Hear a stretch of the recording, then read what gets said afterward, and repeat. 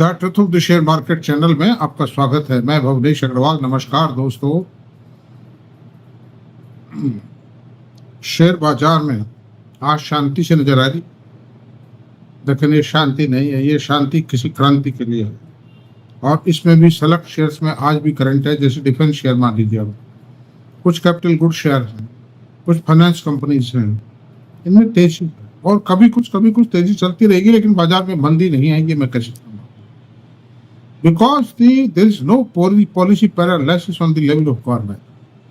Government सावचेत है, RBI से जज के डिविडेंड ले रहे हैं, है नहीं? तो ये सारी बातें जो हैं मार्केट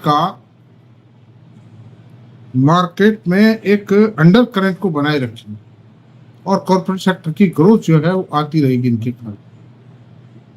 ठीक है, कभी थोड़ा बहुत जैसे 2 क्वार्टर की वर्किंग थोड़ा गड़बड़ आ गई थी बीच में, उस कारण मार्केट गिर गया। एफआई भी अपनी बाटी सेक ले गए, बेच ले गए माल, फिर दोबारा खरीदना पड़ेगा।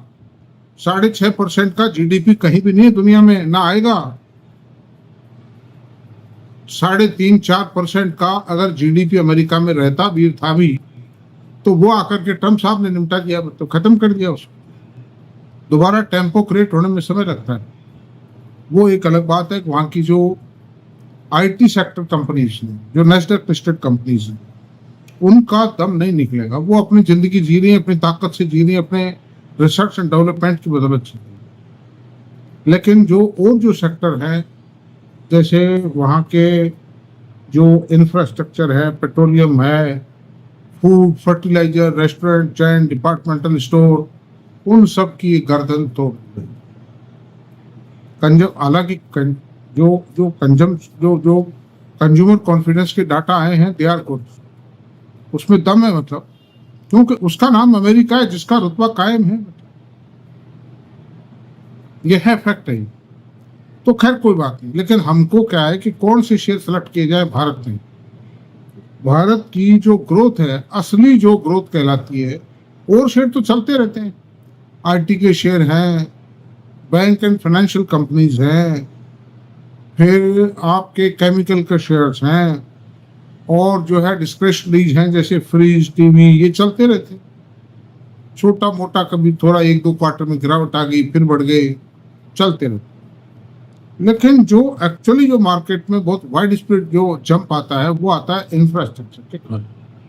और इसके कारण कौन कौन से सेक्टर चलते हैं? कैपिटल गुड्स का सेक्टर चलेगा, इंफ्रा का तो चलेगा ही चलेगा, फिर इंजीनियरिंग गुड्स का सेक्टर चलेगा। इस तरह की कई कैपिटल गुड्स में भी बिजली है, बिजली की कंपनियां हैं, कंस्ट्रक्शन की रोड की कंपनियां हैं, ट्रांसमिशन कंपनियां हैं। इस तरह बहुत कंपनियां जो major chunk of the market capitalisation runs है। ऐसी सूरत में अब हम क्या करें, कौन सी कंपनियां सेलेक्ट करें जिनके अंदर दम नजर आता है और दम आने वाला है? अब मैं आपसे बताता हूँ। मैं आपको जो भी best of the best cashew nuts of the market कहूँगा, तो काजू जिसको कहते हैं, काजू छांट के लाए। मैंने बड़ी मेहनत करके छांटी वो कंपनियां। LG equipment engineering goods company है, और बिजली की मोटर बनाती है, ड्रिलिंग के इक्विपमेंट बनाती है। इसका ईपीएस ₹10.24, पी रेशियो 48.8 है। बिल्कुल इंजीनियरिंग कंपनी और छोटी इक्विटी की कंपनी, इसका पी रेशियो बिल्कुल वाजिब है। प्राइस इसका ₹500, फेस वैल्यू ₹1 है। और इसके बारे में मैं आपको और बता दूं, इसका जो सेल्स का CAGR है 12% रहा, प्रॉफिट CAGR 24% रहा, और स्टॉक प्राइस का CAGR 50% है पिछले 5 सालों।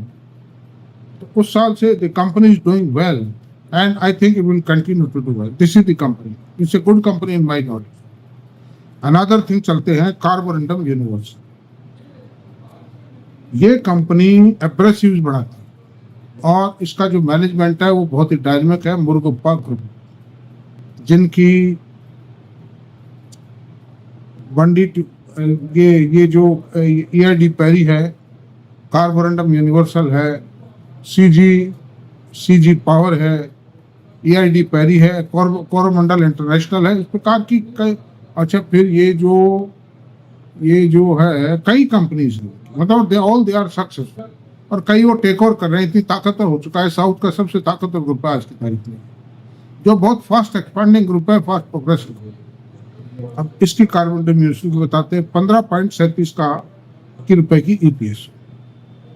इसका पी रेशियो 53 है और प्राइस 998 है और फेस वैल्यू 1 रुपीज। आप देखिए इसका, आपको बताते हैं 13 का सेल्स CAGR 5 साल का 13, प्रॉफिट CAGR 6% है और शेयर प्राइस CAGR 13%। तो ऐसी सूरत में इसको कमजोर मत मानिए। बीच की थोड़ा सा मंदी जो थी ना, कमर तोड़ गई इसकी, 2 क्वार्टर में गिरावट आई है, बाकी करने वाली चीज नहीं।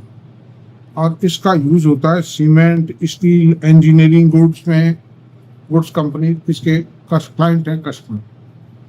तीसरी कंपनी चलते हैं ABB, एशिया ब्राउन ब्रावरी। इसका पी रेशियो 89।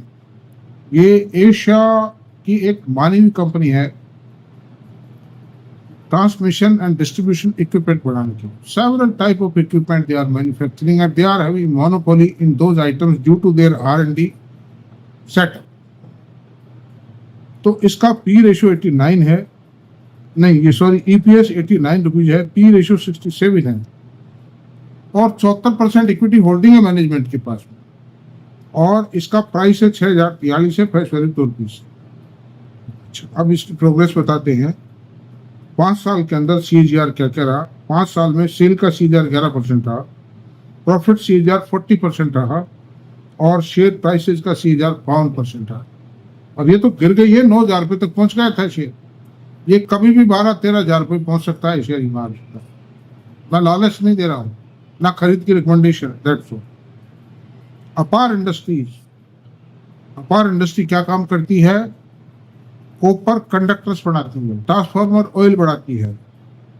इसकी EPS है 204 रुपये 46 पैसे, 10,000 रुपये तो पहुंच गया था शेयर तेजी के अंदर। अभी थोड़ा 8,000 के आसपास है, 7,865 रुपये का रेट है इसका। इसका पी रेशियो 204 रुपये 46 पैसे है, और नहीं पी रेशियो 38.5 है। पी रेशियो बिल्कुल वाजिब, and company growing by leaps and bounds. EPS 204 रुपये 46 पैसे, face value 10 rupees. Havells India 23.48 रुपये EPS, पी रेशियो 65 और प्राइस 1549 रुपये और फेस वैल्यू 1 रुपीज। इस शेयर को कौन नहीं जानता? इसका हेवेल्स, आप चले जाइए किसी भी मार्केट में, चले जाइए इलेक्ट्रिक मार्केट, आपको हेवेल्स ही हेवेल्स नजर आएगा। फ्रिज भी, अच्छा बिजली के तार बनाती है, स्विचेज बनाती है, इलेक्ट्रिक प्रेस बनाती है, हीटर बनाती है, मीटर बनाती है। ऐसा कोई आइटम नहीं बिजली में जो ये आइटम नहीं बनाती। और अब तो फ्रिज और वॉशिंग मशीन भी बनाना शुरू कर दिया। इनका क्या लगता है? इनको खाली डिक्सन, अंबर और PG इलेक्ट्रोप्लास्ट को ऑर्डर देना, खाली ये हमारे लिए बनाना शुरू कर दो, तुम उनके लिए बना रहे हो।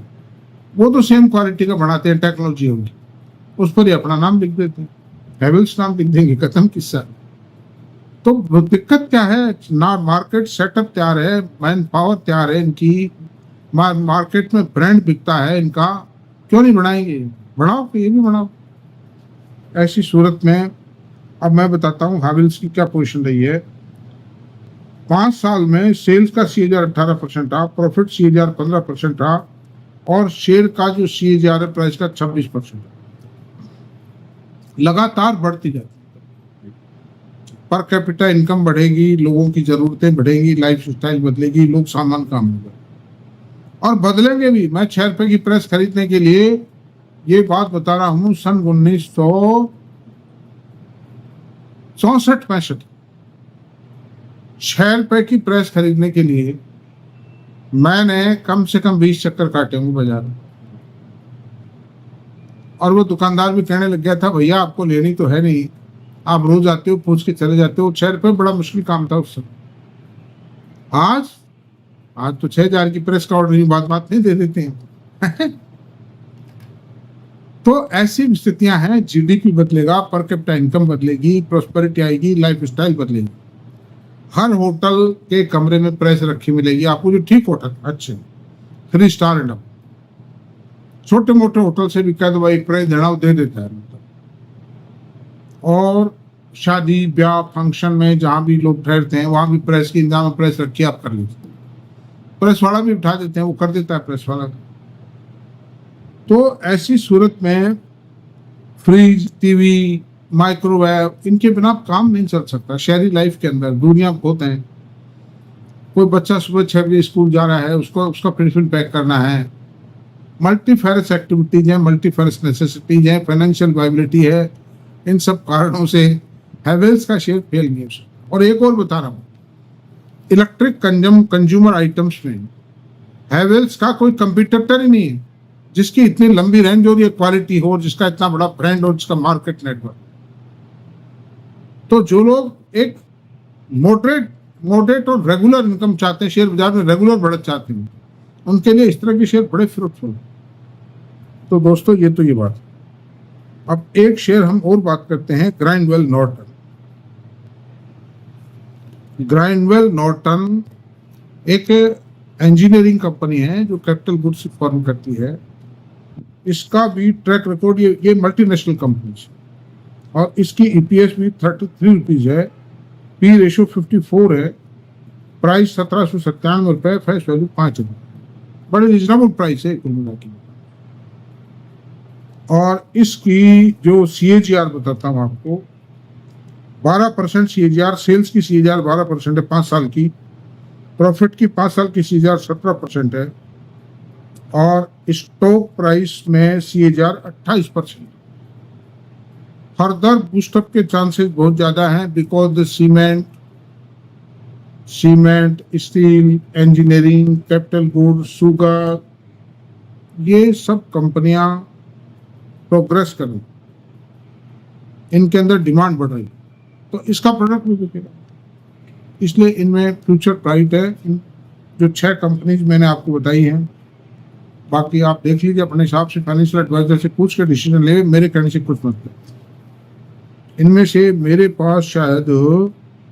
पास एक भी शेयर नहीं है। तो आज का चर्चा समाप्त करते हैं यहीं पर। आप लोगों को ये वीडियो पसंद आया तो प्लीज इसको सब्सक्राइब करें, लाइक करें, शेयर करें, कमेंट करें। Thank you very much.